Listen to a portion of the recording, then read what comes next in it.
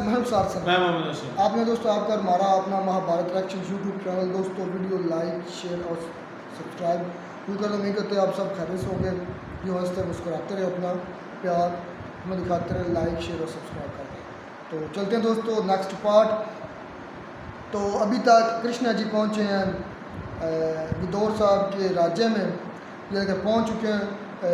दुर्योधन ने कोशिश की थी कि मेरे यहाँ रुके, लेकिन कृष्णा जी सब जानते थे कि इन्होंने जो चाल चलनी है उनको, क्योंकि मामा शकुनी की कोई चाल कामयाब नहीं होने देंगे। तो अब उधर खाना खाया तो उनको उनके स्वाद के लिहाज से फल मिल रहा है, वो लड्डू वगैरह खा रहे हैं। तो अब गए हैं, अब महफिल लगी है, महफिल में आएंगे तो सारे बैठे हैं। तो अब डिस्कशन होगी कि किधर को जाना है, क्या इनके असल जो मैसेज है मैसेज वो अब उस डिलीवर करें। तो देखते हैं ये पार्ट क्या क्या बातें होती हैं, मज़ेदार होने वाला ये पार्ट। ये बात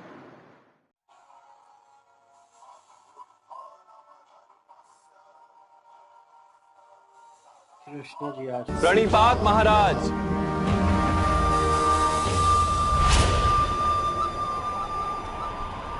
कल्याण हो वासुदेव। हस्तिनापुर की इस राजसभा में यादव श्रेष्ठ श्रीमान वासुदेव का स्वागत है। हे वासुदेव, कुरुओं का ये महान वंश आज संकट का भागी बन बैठा। जैसे रात्रि का आगमन टिंगर की ध्वनि से जाना जाता है, वैसे पंच का नाश हम वृद्धों के हताशा से भरी श्वास की ध्वनि से जाना जाता है।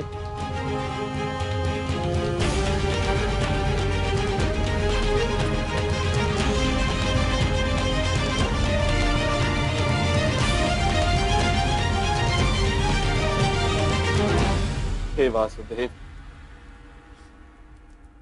इस संघर्ष को अंत करने का मार्ग अब केवल आप ही दिखा सकते हैं। कोई मार्ग दिखाइए वासुदेव। महाराज की जय। महाराज, पांडवों को उनका राज्य लौटा दीजिए और अपने पुत्रों को प्रायश्चित और दंड के लिए सज्ज कीजिए।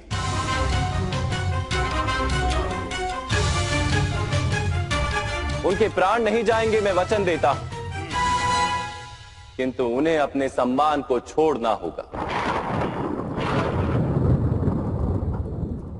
यदि इतना मान्य है तो ये युद्ध टल सकता है।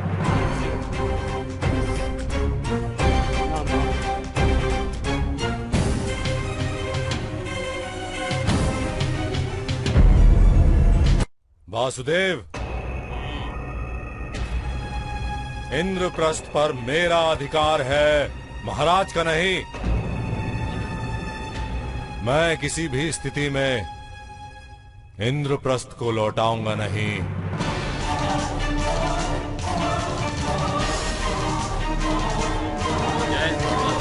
और जब तक पांडव इंद्रप्रस्थ के राजा नहीं, उन्हें युद्ध का अधिकार ही नहीं। वासुदेव, अन्याय के विरुद्ध युद्ध करने का अधिकार सबका है। युवराज, ये तो पांडवों की उदारता है कि इतने वर्षों तक उन्होंने युद्ध नहीं किया, महाराज का सम्मान किया पद पद पर। वास्तव में किसी भी स्थिति का अंत उस स्थिति के आरंभ से ही निश्चित हो जाता है। नीम के वृक्ष पर आम के फल नहीं लगते कभी। महाराज, इस संघर्ष का आरंभ भी उसी दिन हो गया था जिस दिन महाराज पांडु का देहांत उस वन में हुआ था और उनके पुत्र हस्तिनापुर पधारे थे।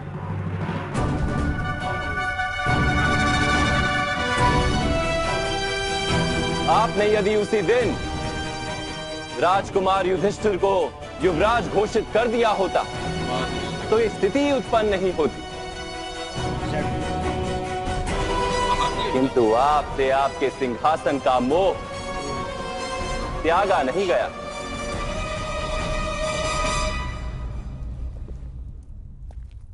ये आप किस प्रकार की भाषा का प्रयोग कर रहे हैं वासुदेव? आप शांति का प्रस्ताव लेकर आए हैं या संघर्ष का आवाहन देने? गांधार राज, सत्य को अपमान वही मानता है जिसे असत्य से कोई लाभ हो। बिल्कुल। किंतु सत्य तो ये है वासुदेव की अच्छा, धर्म कर एक राजा का पुत्र ही राजा बनता है, किंतु आप तो कार्यकारी राजा हैं महाराज। असल राजा तो वो। सत्य तो ये है कि आपका राज्य अभिषेक कभी हुआ ही नहीं।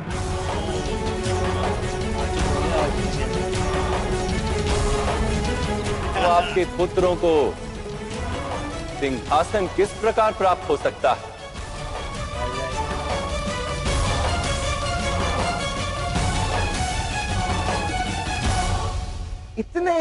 इतने पुराने इतिहास के पन्ने खोलकर क्या लाभ महाराज? सच निकला इसलिए। वासुदेव, सत्य तो यह है कि युद्ध सभा के अंत में पांडवों ने स्वीकार किया था कि वो 1 वर्ष का अज्ञातवास भोगेंगे, किंतु मेरे बच्चे दुर्योधन 1 वर्ष पूर्ण होने से पहले अर्जुन को ढूंढ लिया। हम पांडवों को वनवास से मुक्ति देने को सज्ज हैं, यदि वे युद्ध का हठ छोड़ दे। मंदिर के प्रांगण में करने से भी अनुचित कार्य उचित नहीं हो जाता गांधार राज। युद्ध सभा ही अधर्म थी, इसलिए उसके परिणामों का कोई महत्व नहीं।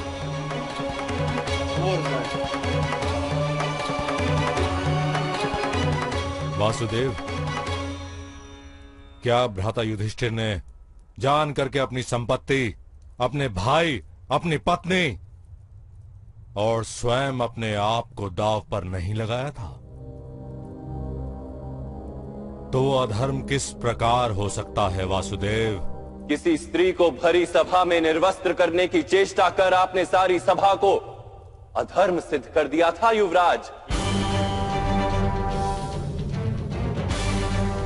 भोजन के किसने वाले ने शरीर में विष फैलाया है, ये कोई नहीं पूछता। समग्र भोजन को विषयुक्त माना जाता है। बिल्कुल। हमें भी इंद्रप्रस्थ की सभा में निशस्त्र किया गया था, क्या आप भूल गए वासुदेव? माया सभा में जब आपके शस्त्र उतारे गए थे, तभी आपने युद्ध का आवाहन क्यों नहीं दिया युवराज? युद्ध सभा में प्रपंच करके एक स्त्री को निर्वस्त्र करने की योजना क्यों बनाई आपने? कर दे आओ। सत्य तो ये है कि आपके पास युद्ध का सामर्थ्य ही नहीं। बिल्कुल।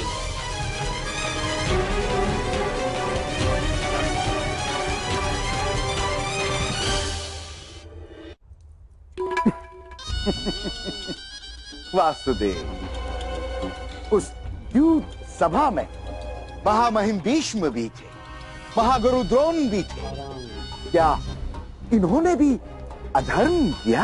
बिल्कुल किया। बोल रहे हैं आप। अवश्य किया था।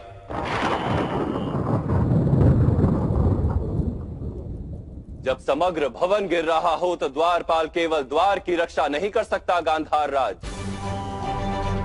जब समाज के विरुद्ध कोई अपराध कर रहा हो, जब मानवता के विरुद्ध कोई अपराध कर रहा हो, तो केवल अपने व्यक्तिगत धर्म को संभालना अनर्थकारी होता है। धर्म का ये ऐसा विचित्र रूप है जिसे मैं मान्य नहीं कर सकता।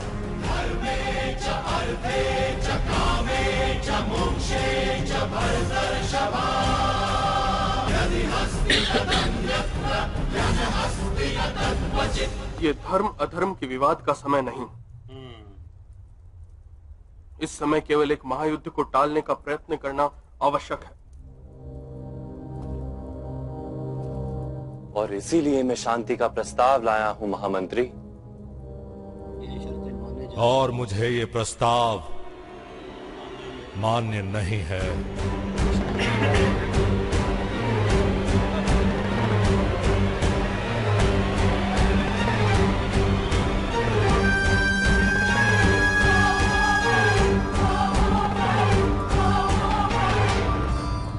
यदि इस समय सभा का त्याग करेंगे युवराज, तो हमारा मिलना अब रणभूमि में होगा महाराज। दुर्योधन, ठहरो।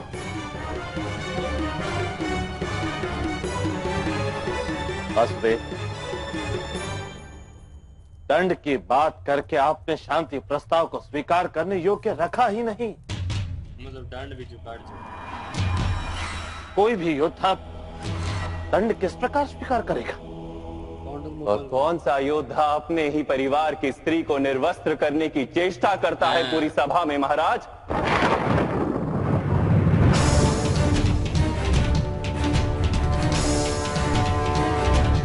और अपराध करने के पश्चात दंड से भयभीत होने का क्या तात्पर्य है? बिल्कुल दंड तो भुगतना पड़ेगा। किंतु फिर भी मैं वचन देता, द्रुपद कन्या के चरण स्पर्श कर क्षमा मांग ली जाए तो पांडव उसे भी दंड मान लेंगे।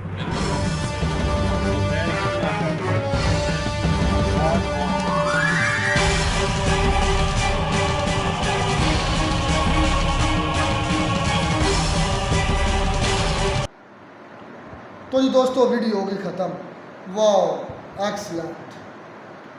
क्या कहता है कि जिन हालात में जीना मुश्किल हो उन हालात में जीना लाजम है।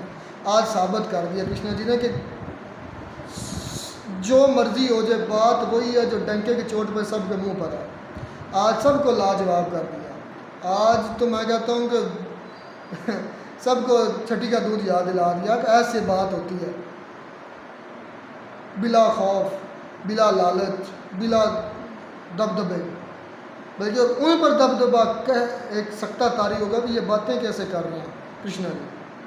तो दुर्योधन ने अब बात चल निकली है चाहे, तो कृष्णा सारी बातें ही कि आप पूछा, धृतराष्ट्र ने और विदुर ने पूछा कि ये कैसे टल सकता है। उन्होंने कहा बस एक सिंपल सा हल है, जो पांडव हैं उनको लुटा दो, जो मतलब सारा जितना उनका सल्तनत है, सारा कुछ जो है वो लुटा दो। और दूसरा ये जो है उनकी माता श्री से माफी मांग लो। जो क्या दुर्योधन है, इसको चाहिए कि उसके पाँव छू ले, बल्कि वो तो सब कुछ माफ़ कर देगा। जाकर नहीं भाई, वो बनता द्रौपदी से जाकर माफ़ी मांग ले, पाँव पकड़ ले, तो ये सारा कुछ वो माँ पांडु इतने अच्छे हैं कि वो माफ़ कर ले। बल्कि मैं उन्हें कहा कि मैं इस चीज़ की जिम्मेदारी लेता हूँ कि वो फिर ये युद्ध नहीं होगा। लेकिन उसके बाद जो फिर दुर्योधन ने कहा कि ये, बल्कि सब ने यही उसकी राय थी कि ये कैसे हो सकता है कि महाराजा जाकर एक औरत के पाँव पकड़े और मतलब वहाँ यहाँ भी हंकार है। उनको हकीर समझा जा रहा है, निचले लेवल का समझा जा रहा है, और अपना जो है हंकार जो है वो दिखाया जा रहा है। और मुझे नहीं लगता कि ये बिल्कुल कृष्णा जी की जो बात है उनको एक्सेप्ट करेंगे, क्योंकि जैसे जैसे कृष्णा जी जो है, आज तो कृष्णा जी जो है भाई वो भी बहुत ज़्यादा अग्रेसिव हो चुके हैं। नहीं, अग्रेसिव नहीं हुए, अग्रेसिव ये नहीं कि खुल के उन्होंने भी बात की, शुरू से ही ऐसे करते। तो जो मुझे लगता है कि दुर्योधन जो है ना, वो कभी भी नहीं मानेगा इस बात को। उसका ये अहंकार जो है उसको ले डूबेगा और उसके राज्य को भी ले डूबेगा, क्योंकि उसने कभी भी ये नहीं चाहा कि वो जाके पांडु से माफ़ी मांगे या उनकी माता श्री जो है उनके पाँव मिले, तो ये कभी नहीं हो सकता। और इसी वजह से लड़ाई जो है वो होगी। पता स्टेप बाय स्टेप आप ना युद्ध की तरफ काम जा रहा है। अच्छा, लेकिन उनका भाई पांडु का हिस्सा भी बनता है, वो हकदार हकदार भी हैं, वो हकदार। लेकिन ये जो है ये उन पे कह लेंगे एक किस्म का साम बन के बैठा हुआ है।